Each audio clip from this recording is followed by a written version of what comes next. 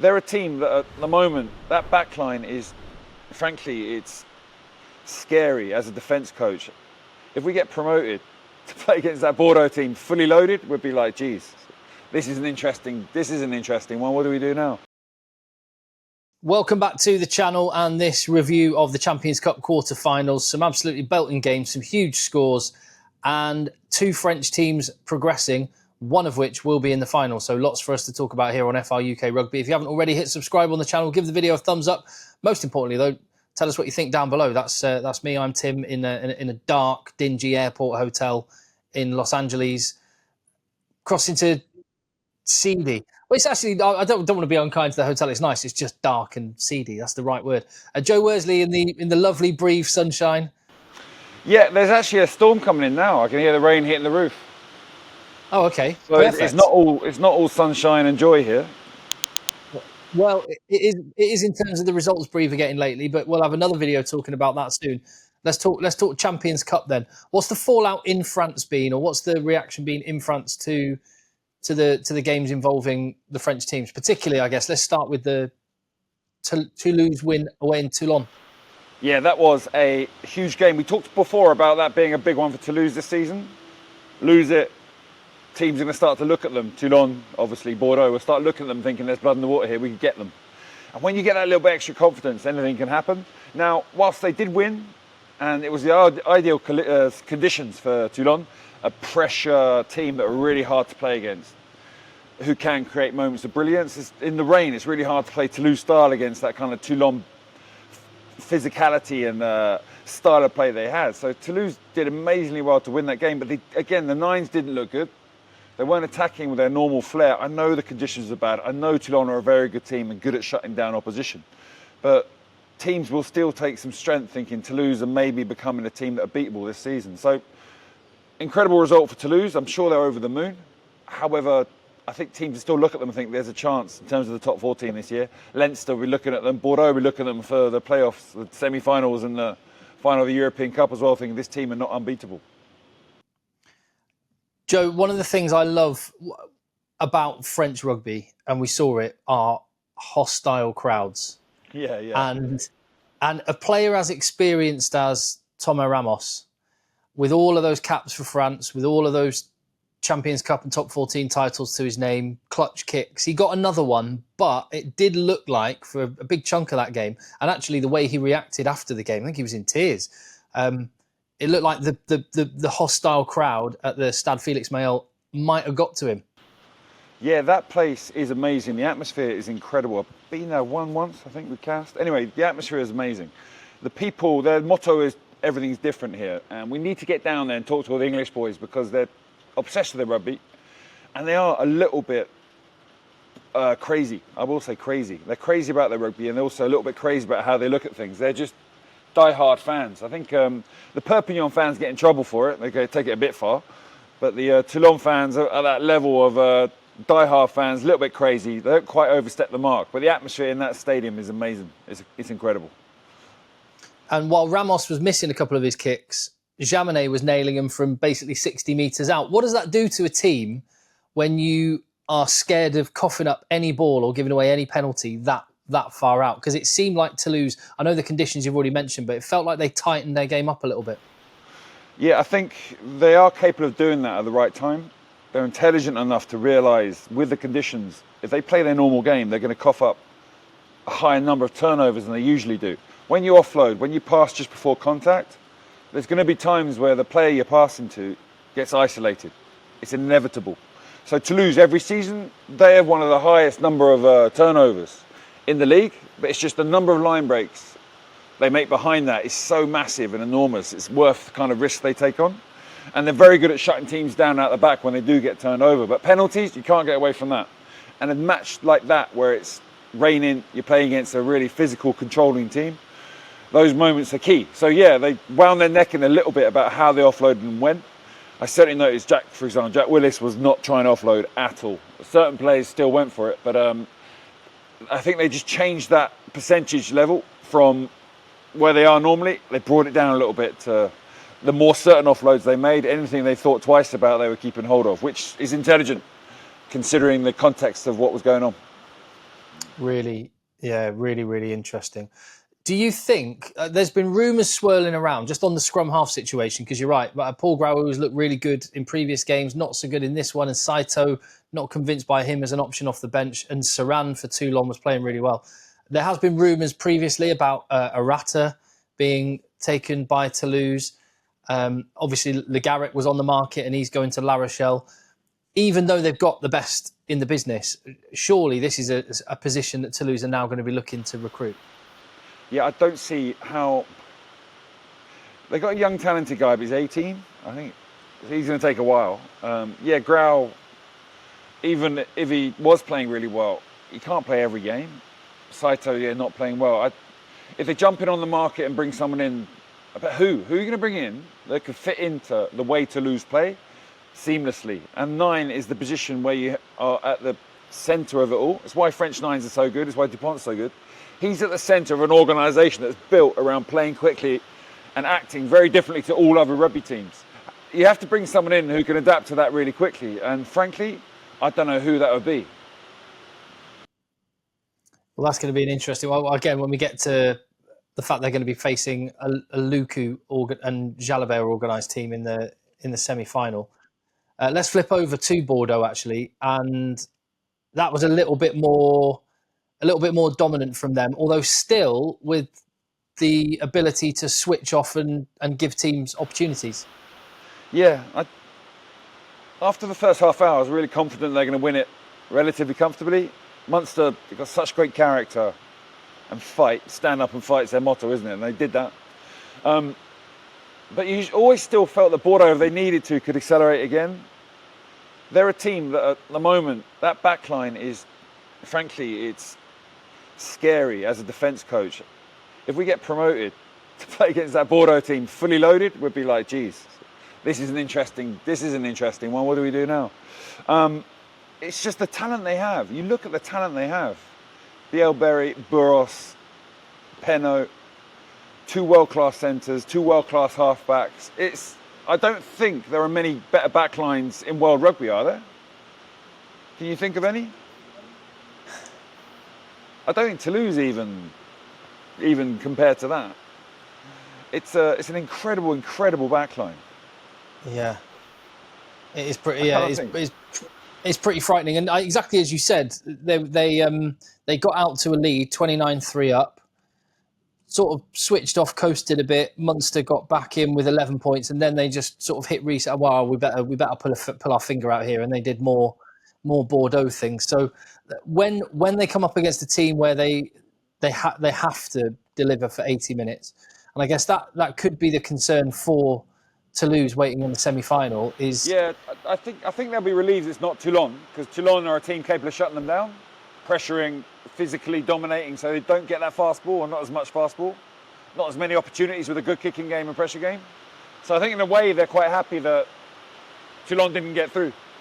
I trust you can still hear me with the rain's hitting hard now. Oh mate, I was just thinking, it's like what do my kids watch, or my daughter watches videos, ASMR. It's like soothing sounding stuff. This is like pure ASMR. We're going to the YouTube algorithm is going to make this video fly. This is unbelievable. Just for that alone. We're going to get loads of smug about the weather earlier. I can barely hear you. We're going to get loads of 15-year-old girls watching this just for the sound of the rain. It's amazing. Yeah, what was I going to say about that? Yeah, as much as you talked about the backline, which is really, really special, what do you make of the pack? Because there were some big performances there. Pete Samu at number 8 looks like a really class player. When you've got Maxime Lamotte is a guy that if he was another nationality, he'd be in the much closer to international honours. He's a fat ginger hooker. He wouldn't get many. There's not many fat ginger hookers who are world class, but he's one of them. I had him as a kid at Bordeaux, and you could tell, even though he's even fatter at 18, that he had a talent. Like Jamie George-esque kind of body shape. Yeah, he's amazing at rugby. He's a real talent. He's really good. Coleman is big for them, that physical side of the game. They need Gray to come back. Swinton, they probably need back in terms of hitting and more physical tackling. And yeah, Samu's leaving at the end of the season. I think he's trying to play well. He's got a new contract somewhere else, but Tatafu being injured, I'm not sure how much longer he's out for, but he's a big loss for them. So when it comes to that Toulouse game, not having him in the mix will be bad news, because Samu's a different player. He's a speed, take on the space, bit of space, he can do anything. Whereas Tatafu can break down brick walls, offload and create fast ball, which is something they're probably missing a little bit of. You hear it all the time. In fact, I'm trying to remember if it was on the channel. No, it wasn't. It was when I was working. It was Jamie Roberts said, because I asked him the question, why is it so difficult to win away from home when you're a French team? And he said, as much as anything, atmosphere counts for one thing, but he just said the impact it has on refereeing is huge, and the officiating tends to skew towards the home team. I'm just curious, when you look to the semi-final between Bordeaux and Toulouse, how much of a leveler, or even gives Bordeaux the advantage, is the fact it is in Bordeaux? I think that's going to be big, because a lot of Bordeaux fans have already bought tickets. I think the Bordeaux crowd are going to be dominating that stadium. Toulouse have so many fans around France, there'll be a fair few of them there, but I think Bordeaux fans got ahead of themselves, and I think it's going to be 35,000 Bordeaux people there and probably 10,000 Toulouse fans. So it's going to be really, really Bordeaux. And it's going to be an epic game. I can't wait. And I wonder what if impact it will have on those three teams, because those three French teams that were involved in that side of the draw are all 1, 2, 3 in the league as well. Yeah. Does that maybe give Toulon a little edge? Because I'm trying to think, just having to manage all your resources all the way through the top 14 and to the semi-final as well. That's going to be a factor, especially on Toulouse with a 9 situation. They've got other people come back from injury, which helps. Miafu is looking back to himself at the weekend, for example. Yeah.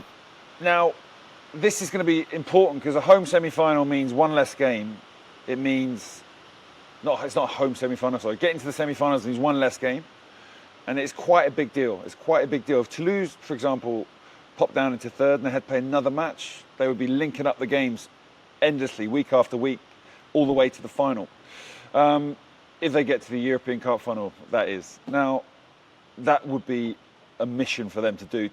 The energy it takes to get mentally up every week, to train as hard as you need to train and then play the game, is incredible. I was involved in a double winning team, and honestly, towards the end of the season, you're running on empty, and the ability to get up every week is a talent that you need to have. And if you get any kind of injuries and you start having people playing too much, you can go for 2 prizes and miss out completely. So it could become a factor. Toulon aren't that far behind.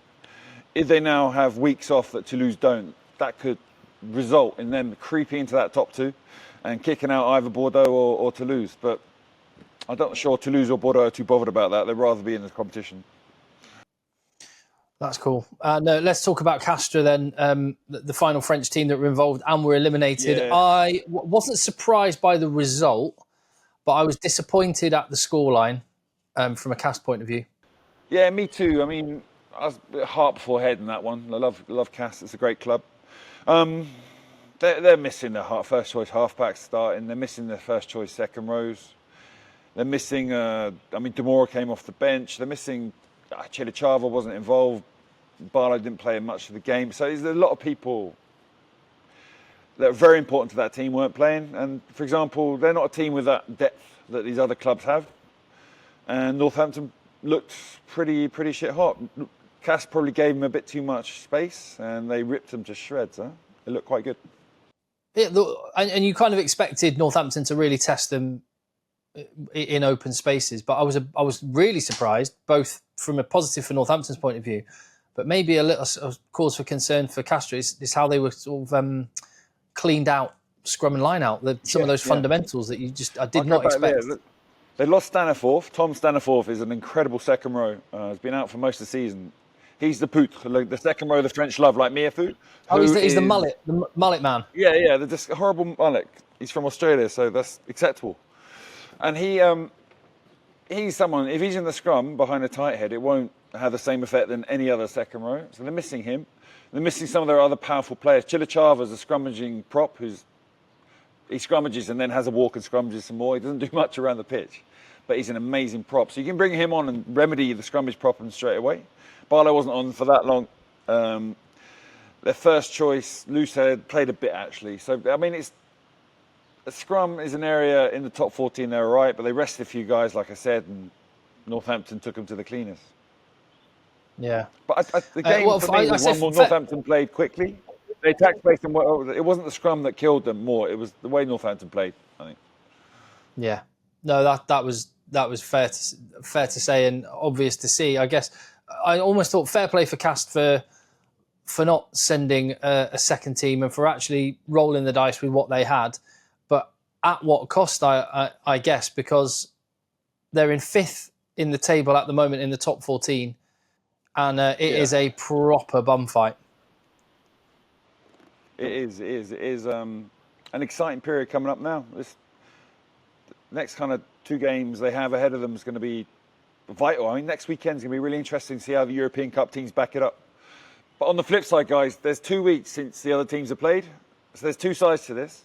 There's fatigued European Cup teams coming in, but they're honed and ready, having played 2 high-level games. But they're going to be a little bit tired, a few injuries. On the flip side, you're going to have teams that haven't played rugby for 2 weeks. Whilst you haven't got injuries and tired players, they're going to lose the levels they had before. When you don't play, this slightly dips off. So that can also equal things out. The fact that for 2 weeks they've been playing intense games, so they can hold that level. Other teams coming in here, they could have a shock when they play against these European teams. Interesting. And let's finish with a quick mention of Leinster, who, right, so there have been 260 Champions Cup knockout games. You've played in a bunch of them yourself, Joe. There have only ever been, in those 260 knockout games so far, 2 times where a team has failed to score a single point. And both of those have happened in the last 10 days, both Leinster in the last 2 matches, which is just an unreal stat. Isn't it? I think it's a reflection of where they've gone under Niba, who's taken them to an organisation level where they're just suffocating people. They're not probably attacking with as much repetition of carries and attack systems. They're bouncing and using the pressure game a lot more, using the pressure defence game, creating turnovers, just really, really staying on top of opposition players. And they've played against 2 teams which are teams that like to attack but are too loose. On the scale of things, they're making enough turnovers, they're not making enough line breaks to merit what they're doing. They're not scoring enough points to merit what they're doing. And as a result, they're taking 62 and 52 points to 0. So Leinster are looking very good. They've now got time off. Everyone's going to get rested. They're going to come into the semi-final fresh as well. So they'll play their players enough probably to keep them on the boil. But yeah, I mean, is that perfect preparation for a final? You want your players playing enough. The team is playing together, playing enough to keep on top of where they are at, but not playing too much so they roll into the semi-fatigued. And Leinster, I'm sure, have got a pretty good plan for making that happen. Yeah, they look pretty ominous at this particular point. So, you're a coach at Brief. You've talked about wanting the challenge of facing up to those French giants in the top 14 next year. But how should Glasgow have lined up against Leinster or Harlequins last week or Northampton Saints in a semi-final? How do you combat that oppressive defence that Leinster have got going? Yeah, that's a very tough question. We could talk about that for hours. I think a team, you need to be able to attack now. You need to be able to score points to win a game. You can't just defend and defend and defend. So you need an all-court game. So your pressure game needs to be good, your defence needs to be good, and your attack needs to be good. All the systems there need to be great. And then when those chaotic, unstructured moments happen, you need a team that can make transitions and act really quickly. Now, these teams that attack too much when they should be kicking the ball or giving the opposition the ball are going to turn over and concede points. You can't do that against Leinster too much. You're going to take the heat. If you get in a kicking battle with them, they've got some incredible kickers, an incredible kicking game, and that's a tough one to win unless you've got an incredible setup there as well. And defensively, I'd honestly say that giving them the ball in the right part of the pitch is probably the best bet, because whilst they're still pretty good at attacking, I think if you defend well against them, they're going to give you the ball back. But again, it's going to be through a kick with pressure coming behind, because they execute that really well. They just don't give up many opportunities. That's why you're going to need a team like Bordeaux or a team like Toulouse, who are capable of creating many opportunities, to be the one that's really going to hopefully take them to the cleaners. That's not going to happen, I don't think. But anyway, score enough points to beat them. I'm sure Leinster are going to shut down most teams. But Bordeaux or Toulouse are teams that can score 20 or more points. And then that Bordeaux or Toulouse team defend and do their pressure game well enough to restrict this Leinster team to less than 20. That's the hope they have. That's the hope they have. I mean, for Northampton, I hope they can do it. But are they physically strong enough? Are they capable of doing a pressure game good enough, well enough, executing it well enough to take on Leinster? I don't know. I think they probably could score enough points. They do look deadly in attack. However, I don't know they're as deadly as Toulouse or Bordeaux. We will wait for it's the first weekend in May, which I think is a bank holiday weekend in the UK. Is bank holidays a thing in France? There must be public holidays and stuff. Yeah, they got more. It's France, isn't it? What? So there's a few more. Férié. It's called a férié over here. Lovely. There's loads. Well, the semi-finals are on that first weekend of May, so we will we'll build up to that one on the channel in due course. Thank you for watching, and hit subscribe on the channel if you haven't already. Has the rain stopped there now, Joe? Yeah, the sun's coming back. Lovely. Rock on. Have a good day, bud.